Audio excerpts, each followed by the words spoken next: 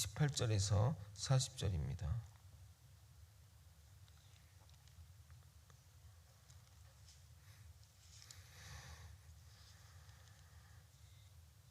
신약성경 179면입니다. 요한복음 18장 28절에서 40절 저와 번갈아 교독하고 마지막 절 함께 읽겠습니다.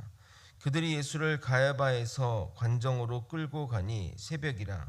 그들은 더럽힘을 받지 아니하고 유월절 잔치를 먹고자 하여 관정에 들어가지 아니하더라. 그러므로 빌라도가 밖으로 나가서 그들에게 말하되 너희가 무슨 일로 이 사람을 고발하느냐. 대답하여 이르되 이 사람이 행악자가 아니었더라면 우리가 당신에게 넘기지 아니하였겠나이다. 빌라도가 이르되 너희가 그를 데려다가 너희 법대로 재판하라. 유대인들이 이르되 우리에게는 사람을 죽이는 권한이 없나이다 하니 이는 예수께서 자기가 어떠한 죽음으로 죽을 것을 가리켜 하신 말씀을 응하게 하려 함이로라.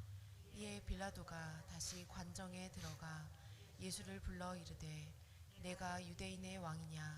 예수께서 대답하시되 이는 내가 스스로 하는 말이냐 다른 사람들이 나에 대해 내게 한 말이냐. 빌라도가 대답하되 내가 유대인이냐. 내 나라 사람과 대제사장들이 너를 내게 넘겼으니 내가 무엇을 하였느냐. 예수께서 대답하시되 내 나라는 이 세상에 속한 것이 아니니라. 만일 내 나라가 이 세상에 속한 것이었더라면 내 종들이 싸워 나로 유대인들에게 넘겨지지 않게 하였으리라. 이제 내 나라는 여기에 속한 것이 아니니라. 빌라도가 이르되 그러면 내가 왕이 아니냐. 예수께서 대답하시되 내 말과 같이 내가 왕이니라. 내가 이를 위하여 태어났으며 이를 위하여 세상에 왔나니 곧 진리에 대하여 증언하려 함이로라. 무릇 진리에 속한 자는 내 음성을 듣느니라 하신대. 빌라도가 이르되 진리가 무엇이냐 하더라. 이 말을 하고 다시 유대인들에게 나가서 이르되 나는 그에게서 아무 죄도 찾지 못하였노라. 유월절이면 내가 너희에게 한 사람을 놓아주는 전례가 있으니 그러면 너희는 내가 유대인의 왕을 너희에게 놓아주기를 원하느냐 하니 함께 읽겠습니다. 그들이 또 소리 질러 이르되 이 사람이 아니라 바라바라 하니 바라바는 강도였더라. 아멘. 오늘 본문은 역사에도 기록된 유대 사마리아 지역의 총독인 빌라도가 예수를 신문하는 장면입니다. 많은 이들이 빌라도가 예수를 놓아주려고 했다는 그런 면에서 호의적인 면을 보이지만 실제 통치 기간 동안 폭정을 많이 해서 크고 작은 폭동이 자주 일어났습니다. 로마로부터 인정을 받으려고 일부러 폭동을 유발한 다음에 강제 진압을 하는 등 여러 가지 문제를 일으켰다고 합니다. 전설에 따르면 사마리아 대학살의 어떤 사건에 연루되어 총독에서 물러나 쫓겨나 비엔나에서 자결했다고 전해집니다. 빌라도를 사이에 두고 예수와 예수를 죽이려고 하는 유대인 사이의 대화를 통해 그들의 의도가 무엇인지 살펴보고 빌라도는 그 가운데 어떤 선택을 하는지 살펴보도록 하겠습니다. 그들의 모습이 자들의 그 모습들을 통해 우리의 모습들이 비춰지는 것 같아 생각을 많이 하게 하는 본문입니다. 천천히 묵상하시면서 내용을 깊게 살펴보도록 하겠습니다. 유대 사람들의 이중적이고 비인권적인 모습이 이 한 절에 응축되어 담겨 있습니다. 28절을 읽어드리도록 하겠습니다. 그들이 예수를 가야바에게서 관정으로 끌고 가니 새벽이라. 그들은 더럽힘을 받지 아니하고 유월절 잔치를 먹고자 하여 관정에 들어가지 아니하더라. 아마도 사도 요한은 그 다른 공관복음서에 기록되었다는 이유로 가야바의 신문은 생략하고 바로 빌라도로 넘어갑니다. 원래 사내들인 공의회는 밤에 소집할 수 없고 결정이 되었다고 하도 재심 구조를 가지고 있기 때문에 그 재심을 다음날 이렇게 해야 되지만 그런 것을 생략하고 바로 로마 총독 빌라도에게 몰려가게 됩니다. 그러나 사람들이 몰려간 그 시간은 바로 새벽 시간입니다. 피지배국 나라의 백성들이 총독에게 새벽 시간에 몰려가는 것은 매우 무례한 일입니다. 그럼에도 불구하고 이들이 서두르는 이유는 뭔가 숨기고 싶은 이유가 있기 때문입니다. 아마도 공의원 의원들 일부는 이들의 주장에 동조하지 않았나 봅니다. 우리가 알고 있는 아리마대 요셉도 공의의 의원이기 때문에 그렇다는 것입니다. 그러므로 사람들이 모이기 힘든 시간에 공회를 열고 동조하는 사람끼리 급하게 결정한 다음에 빌라도에게 새벽 시간에 찾아간 것입니다. 우리나라 국회도 가끔 자기네 당의 어떤 유리한 것들을 위해 날치기 법안 통과를 하지 않습니까? 그런 어떤 형태라 볼 수 있습니다. 그런데 정작 그들은 그 재판이 벌어져야 하는 그 로마 간정에 들어가지 않았는데, 이유는 이후에 있을 유월절 잔치에 빠지지 않기 위해서입니다. 총독의 관정은 로마의 땅이기에 부정한 곳으로 여겼는데, 당시 율법에 따르면 부정한 물건이나 부정한 것을 접하면 식사를 금하는 법이 있어서 그곳에 들어가지 않았던 것입니다. 죄책감 없이 모든 불법을 저지르면서 단지 유월절 잔치에 불참할까 염려하여 들어가지 않는 그들의 이중적인 모습을 보여주고 있습니다. 죄는 지으면서 손해는 보지 않겠다는 그들의 모습을 우리는 절대 닮아서는 안 됩니다. 우리 믿음의 사람들은 손해를 보더라도 죄를 짓지 않아야 합니다. 새벽부터 이런 소동을 일으킨 것에 대한 불만을 가진 빌라도는 그들에게 무슨 이유로 이 고소를 했냐고 따집니다. 유대인이 죄인을 넘길 때에는 자신들의 법정에서 판결한 그 결론과 제목을 같이 넘기기에 그런 내용들을 알고 있는 빌라도가 그 내용들 다시 묻는 것은 그의 짜증을 나타내는 것입니다. 갑작스러운 빌라도의 화난 반응에 그가 범죄자라서 넘기는 것이라고 말합니다. 그러나 여러분도 알다시피 예수의 제목은 자신을 하나님의 아들이라고 생각한다는 것과 무너진 성전을 3일 만에 다시 세우겠다 말한 그런 문제들입니다. 로마 법정에서 이 문제를 다룬다면 사기죄는 아니지만 만약 그걸 못 믿는다면 사기죄 정도, 약한 어떤 사기 경범죄 정도였을 것인데 지극히 종교적인 제목일 뿐입니다. 그 제목에 대해서는 마태복음 26장 61절에서 65절에 나와 있습니다. 제가 읽어드리도록 하겠습니다. 이르되 이 사람의 말이 내가 하나님의 성전을 헐고 사흘 동안에 지을 수 있다 하더라 하니, 대제사장이 일어나서 예수께 묻되 아무 대답도 없느냐? 이 사람들이 너를 치는 증거가 어떠하냐 하되, 예수께서 침묵하시거늘 대제사장이 이르되 내가 너로 살아계신 하나님께 맹세하게 하노니 내가 하나님의 아들 그리스도인지 우리에게 말하라. 예수께서 이르시되 내가 말하였느니라. 그러나 내가 너에게 이르노니 이후에 인자가 권능의 우편에 앉아 있는 것과 하늘 구름 타고 오는 것을 너희가 보리라 하시니, 이에 대제사장이 자기 옷을 찢으며 이르되 그가 신성 모독하는 말을 하였으니 어찌 더 증인을 요구하리요? 보라, 너희가 지금 이 신성 모독한 말을 들었도다. 그러니까 빌라도는 이 사람의 제목이 뭐냐고 물었는데, 행악자라고 말하는 것은, 그냥 이 사람은 범죄자입니다 라고 말하는 것은 동문서답의 답변입니다.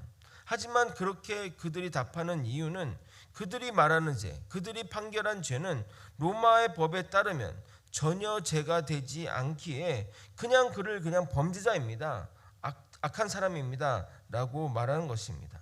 그러나 이 행악자라는 그의 그런 말 속에는 그가 로마에 반역의 죄를 지었다는 뉘앙스를 담고 있기 때문에 이 단어를 사용해서 그렇게 답변한 겁니다. 빌라도는 서로를 통해 예수를 넘긴 제목을 알고 있기에 이렇게 다시 물어보게 됩니다. 31절입니다. 빌라도가 이르되 너희가 그를 데려다가 너희 법대로 재판하라. 그러니까 너희 법대로 재판하라고 얘기를 하는 거죠. 유대인들이 이르되 우리에게는 사람을 죽이는 권한이 없나이다 하니, 빌라도가 기소장을 읽어보니 로마법으로 볼 때는 문제가 없다고 판단되어 그냥 너희 법대로 판단하라고, 재판하라고 말합니다. 그런데 여기서 그들의 무서운 본심이 드러나게 됩니다. 우리 법으로는 이 사람을 죽일 수 없어서 이곳에 데려왔다고 말합니다. 당시 로마는 피지배국 권력자들에게 일정한 자율권을, 통치권을 주었지만 사람을 죽일 수 있는 권한은 주지 않았습니다. 로마 입장에서 이 사람 한 명 한 명, 노예 한 명 한 명은 세금이고 그리고 또 노동력이기 때문에 함부로 죽여서는 안 됩니다. 그리고 당시 시대 권력자들은 맘대로 사람을 죽였기에 그것까지 허용했다면 통제 불가능하다 판단해서 사형권을 부여하지 않았던 것입니다. 그래서 너희 법대로 처리해서 뭐 이 사람을 옥에 가두든 고문을 하든 맘대로 하라고 한 것입니다. 하지만 그들은 예수를 그런 수준으로 대하는 것에 만족할 수 없습니다. 물론 그들은 사람을 시켜 암살하거나 다른 방식으로 예수를 죽일 수 있지만 자신들이 그렇게 하게 되면 민중들이 반란을 일으키고 또 후폭풍이 예상되기에 로마의 손을 빌려 처리하고 싶었던 것이고, 로마의 손에 죽게 되면 반란이 일어나도 진압되었기에 오히려 좋은 일이 되는 셈이기 때문에 로마의 손을 빌리려고 한 것입니다. 또한 공개적으로 예수가 사용되어야 홍보 효과가 크기에 더욱 로마가 관여해야 했던 것입니다. 십자가형 이렇게 사람들 앞에서 이렇게 공개적으로 하는 이 십자가형은 그 죄의 그 형벌도 자체가 무섭지만 그 자체가 굉장히 모욕을 주는 어떤 벌입니다. 우리가 이렇게 뭐 영화나 이런 데 보면 예수님이 이게 바지를 입고 있잖아요. 실제는 실오라기 하나도 걸치지 않은 상태에서 정말 모욕적인 어떤 그 형태의 벌이기 때문입니다. 그런데 예수님의 입장에서도 로마군에 의해 죽어야 십자가형에 처해지기에 빌라도의 관여는 또 오히려 필수적인 상황인 것입니다. 32절입니다. 이 예수께서 자기가 어떠한 죽음으로 죽을 것을 가리켜 하신 말씀을 응하게 하려 함이라. 그래서 아마도 빌라도의 어떤 신문에도 적극적으로 자신의 죄를 무죄함을 항변하지 않고 그냥 그렇게 가도록 내버려 둔 것이 아닌가 생각하게 됩니다. 예수님은 자신이 어떤 방식으로 죽게 될지를 미리 제자들에게 그 전부터 이렇게 말씀하셨기 때문에 그 방식을 위해서라도 로마가 관여해야 하는 것입니다. 요한복음 3장 14절 15절입니다. 모세가 광야에서 뱀을 든 것 같이 인자도 드려야 하리니 이는 그를 믿는 자마다 영생을 얻게 하려 하심이라. 그러니까 예수님이 이렇게 십자가에 달리는 것들을 미리 계속 얘기하셨던 것입니다. 빌라도의 신문이 다시 시작됩니다. 33절입니다. 이에 빌라도가 다시 관정에 들어가 예수를 불러 이르되 내가 유대인의 왕이냐. 지금 이 어떤 상황이냐면 이제 관정이 있고 또 관정 안에 예수가 있고 그 바깥에 이제 그 유대 그 기수한 사람들이 있는 거예요. 그러니까 그 빌라도는 여기 가서 이렇게 얘기하고 또 여기 가서 또 이제 예수님한테 이제 이야기하는 그런 방식입니다. 왔다 갔다 지금 하고 있는 겁니다. 내가 유대인의 왕이냐는 이 빌라도의 질문은 조롱 섞인 질문입니다. 너 같은 자가 어떻게 유대인의 왕이냐며 왕이면 백성들에 의해 이렇게 왔겠느냐 하기 때문에 그런 조롱 섞인 네가 유대인의 왕이냐? 라고 물어본 겁니다. 궁금해서 물어본 것이 아니라 신문할 가치가 없지만 백성들의 요구에 응하기 위해 질문을 던진 겁니다. 그런데 예수님이 범상치 않은 답변을 하게 됩니다. 이 질문은 너가 스스로 하는 질문이냐 아니면 다른 사람들이 나에 대해 하는 말을 들은 것이냐라고 물어보게 됩니다. 그러니까 그 말이 또 예사롭지 않으니까 또 내가 뭐 유대인이냐 내가 어떻게 너를 알겠느냐 하면서 진지하게 이제는 빌라도가 예수에게 물어봅니다. 내 나라 사람들과 대상이 너를 넘겼는데 내가 도대체 무슨 일을 했기에 저들이 저렇게 하냐고 물어보게 됩니다. 빌라도 입장에서는 별로 관여하고 싶지는 않지만 왜 사람들이 너를 죽이려고 하는지는 궁금했던 것 같습니다. 그래서 진심으로 궁금해서 물어본 것입니다. 이에 예수님이 이렇게 답변하십니다. 36절은 여러분이 한번 읽어보도록 하겠습니다. 36절 읽겠습니다. 시작. 예수께서 대답하시되 내 나라는 이 세상에 속한 것이 아니니라. 만일 내 나라가 이 세상에 속한 것이었더라면 내 종들이 싸워 나로 유대인들에게 넘겨지지 않게 하였으리라. 이제 내 나라는 여기에 속한 것이 아니니라. 아마도 빌라도는 예수님의 이 말의 의미를 정확하게 이해하지는 못했겠지만 이해되지 않는다 할지라도 예수님의 말의 논리가 틀리지 않은 것을 확인할 수 있습니다. 예수님이 속한 나라가 이 땅에 있다면 당연히 종들이 그를 보호할 것인데 유대인들에게 넘겨졌으니 예수님이 속한 나라는 이 땅에 있는 것이 아니라는 말입니다. 논리적으로 전혀 문제가 없는 답변이죠. 그러자 빌라도는 그럼 너가 왕의 신분은 맞느냐고 물어보게 됩니다. 아마도 빌라도는 이 예수를 허언증 환자나 또는 과대망상증의 사람으로 보았을 것입니다. 그럼에도 이렇게 질문하는 이유는 본인 스스로 자신을 어떻게 규명하는지, 어떻게 자각하는지 확인하기 위해서입니다. 예수님은 이에 이렇게 답변합니다. 37절입니다. 빌라도가 이르되 그러면 내가 왕이 아니냐? 예수께서 대답하시되 내 말과 같이 내가 왕이니라. 내가 이를 위하여 태어났으며 이를 위하여 세상에 왔나니 곧 진리에 대하여 증언하려 함이로라. 무릇 진리에 속한 자는 내 음성을 듣느니라 하신대. 우리는 예수님의 이 말씀, 이 답변이 정답이면 압니다. 우리는 당연히 알죠. 이게 지금 예수님이 무슨 의미로 하시는 건지 정답인지를 아는데 예수님의 신분은 이 땅의 왕의 신분으로 오셨고 우리에게 진리를 가르쳐 주려고 오셨습니다. 예수님의 메시지는 그분에게 속한 자들만 들을 수 있습니다. 이에 빌라도가 이렇게 물어봅니다. 진리가 무엇이냐? 라고 질문을 하는데 이것은 진리가 궁금해서 물어보는 것이 아니라 수사 의문문으로 진리가 뭐길래 그렇게 목숨을 거냐? 라는 의미입니다. 이렇게 해석도 가능합니다. 야, 진리가 밥 먹여주냐? 이런 의미인 거죠. 저희 아버지가 우리 가족 중에 가장 예수님을 영접했는데 제가 주일날 교회 가면 항상 이렇게 말씀하셨습니다. 야, 교회 간다고 밥이 나오냐? 그래서 제가 항상 이렇게 답변했습니다. 밥도 주고 간식도 줍니다 하고 교회에 뛰어갔던 생각이 납니다. 교회는 이래서 정말 밥을 줘야 됩니다. 누가 그렇게 얘기하면 교회 밥 줍니다 이렇게 얘기를 해야 되지 않겠습니까? 그래야 이런 질문에 적극적으로 대응할 수 있는 겁니다. 예수님의 대화를 통해 그의 죄를 찾지 못한 빌라도는 진심으로 유대인들에게 그의 죄를 찾지 못하겠다고 말합니다. 예수님을 모르는 그로서는 예수님의 발언이 허언증 또는 과대망상 정도로 이해할 수 있다 할지라도 그것으로 사람을 죽이기에는 누가 봐도 무리가 따르기 때문입니다. 그래서 빌라도는 유대 명절 때 무슨 죄를 지었다 할지라도 제수 한 명을 놓아주는 어떤 전례, 그 사람들의 어떤 만족을 위해서 하는 전례가 있어서 광복절 특사와 같은 거죠. 죄진 사람들 이렇게 광복절이나 크리스마스 특사처럼 이 사람에게 그 시혜를 베풀면 어떠냐고 제안합니다. 그러자 유대 사람들은 목소리를 높여 예수 말고 바라바를 놓아달라고 말합니다. 40절입니다. 그들이 또 소리질러 이르되 이 사람이 아니라 바라바라 하니 바라바는 강도였도다. 사도 요한은 바라바를 강도라 말했지만 단순한 강도가 아닙니다. 그는 무장으로 나라의 독립을 주장하며 밀란을 일으킨 사람입니다. 우리 수준으로 우리가 이야기 쉽게 하면 무장 독립 운동가라고 할 수 있습니다. 하지만 사도 요한이 그를 그냥 강도라 말한 이유는 아마도 풀려난 이유로 그냥 그저 그런 인생을 살았기 때문에 그렇게 표현한 것이 아닌가 생각합니다.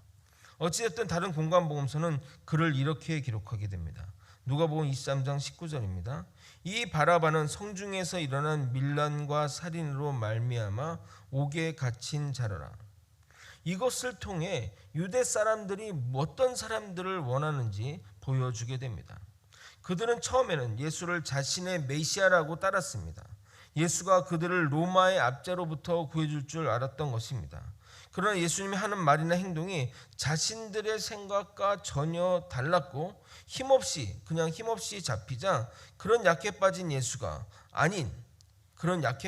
예수가 메시아가 아닌 무력으로 독립을 주장했던 바라바를 달라고 한 것입니다. 참된 메시아를 버리고 가짜 메시아를 따르는, 그러니까 그들이 원하는 메시아 형태를 따르는 유대인들의 모습이라 하겠습니다. 말씀을 정리하겠습니다. 크나큰 불법과 죄악을 저지르는 유대 사람들이 유월절 절기를 철저히 지키려는 모습은 우리네 모습을 연상시킵니다. 마치 큰 죄악을 저지르면서 사소한 교회법을 열심히 지키려는 행동과 비슷하기 때문입니다. 그들이 무리하게 예수님을 빌라도 법정에서 기소하려는 이유는 예수를 어떻게든 공개적으로 로마의 손에 의해 죽게 만들기 위해서입니다. 유월절은 민족 최대의 명절이고 그 절기에 외국에 있던 사람들이 예루살렘에 살던 사람들보다 더 많이 성지순례같이 더 많이 몰래 왔기에 그 기간에 문제없이 잘 관리하는 것이 빌라도의 사명입니다. 특히 최근에 여러 가지 밀란과 과도한 진압으로 인해 민심이 흉흉했기에 빌라도는 그들을 자극하지 않으려고 최대한 뜻을 수용하려고 합니다. 참 인간적인 입장에서 보게 되면 참 안 좋은 시기에 예수님이 잡히신 것입니다. 하지만 그것 또한 하나님의 뜻입니다. 당연히 빌라도가 예수님을 신문하니 그에게서 죄를 발견할 수 없었습니다. 예수님이 말씀하신 그 깊은 의미는 이해할 수 없었겠지만 절대로 죽을 죄가 아닌 것을 그도 알았습니다. 그런 모습이 마치 빌라도가 예수를 살려주는 모습으로 오해하겠지만 누구나 인간적인 이성을 가지고 있으면 당연히 보이는 반응일 뿐입니다. 이로써 예수님의 무죄함을 명확하게 보여주고 있습니다. 하지만 유대 사람들은 진정한 메시아를 버리고 그들이 바라던 정치적 메시아와 어울리는 바라바를 풀어달라고 합니다. 이것이 비극의 시작인 겁니다. 무죄하신 예수님이 무죄하게 돌아가신 사건이 십자가 사건입니다. 객관적인 로마 사람인 빌라도가 보아도 죄가 없는데 인간의 탐욕과 기득권의 권력욕이 그를 죽음으로 몰아간 것입니다. 또한 빌라도도 그들의 의도를 잘 알고 있고 예수가 무죄함에도 자신의 자리와 안위를 위해 결국 예수님을 사형에 처하게 합니다. 절대 빌라도도 죄 없다 할 수 없습니다. 인간의 모든 죄악이 합쳐서 만들어낸 사건이 바로 십자가 사건입니다. 너무나 역설적이게도 인간의 모든 죄악이 십자가에 못 박혀 버림으로 우리는 사함을 받았습니다. 이 십자가의 사랑을 우리는 결코 잊어서는 안 됩니다. 십자가를 통해 우리가 구원받고 하나님의 자녀가 되었기 때문입니다. 고난주간이 지났지만 우리는 항상 이 십자가를 묵상하면서 우리를 구원하신 예수님께 감사와 사랑을 전하는 저와 여러분이 되시길 예수님의 이름으로 소망합니다. 기도하시겠습니다. 인간의 모든 탐욕이 십자가에 아버지 못 박히게 되었습니다. 인간의 탐욕, 또 권력욕, 또 기득권의 어떤 모든 것들, 그리고 자신의 자리와 안위가 아버지 다 함께 모여서 무죄하신 예수님을 십자가에 다는 사건이 이 사건의 본질입니다. 아버지, 이런 모습이 우리의 모습인 줄 믿습니다. 우리의 모든 죄악들과 탐욕들이 아버지 여전히 예수님을 십자가에서 내려오지 못하게 하고 아버지 우리의 죄악들이 여전히 예수님을 못 받고 있는 현실들을 우리가 깨우치게 도와주시옵소서. 이제는 죄악을 멀리하고 예수님의 길을 따르는 믿음의 사람들이 될 수 있도록 역사하여 주시옵소서. 사랑이 많으신 예수 그리스도 이름으로 기도드립나이다. 아멘. 주기도문으로 예배를 마치겠습니다.